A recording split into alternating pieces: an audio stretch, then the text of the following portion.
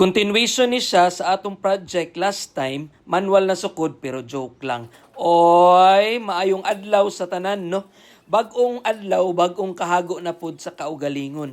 Maningkamot no kay wala tay pambayad sa labor, kay og welding gani, mahal jud basta skilled work ang basihan.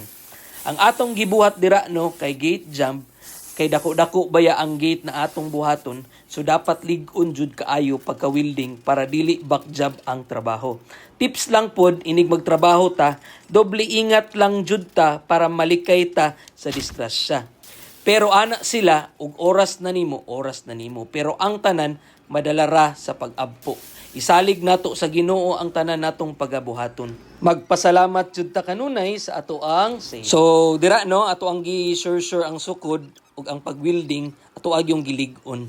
So kani nga trabaho kinahanglan jud kaayo og taas-taas nga oras na imuhang igahin. Hilabi na kung nag-inusara ra ka nagtrabaho ana.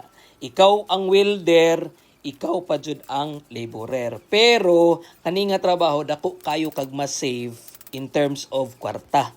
Kay ikaw naman halos tanan. Tapos naa pa jud kay available na mga gamit para makabuhat ka ing ani nga project. So maora to guys. God bless my friend. Oy.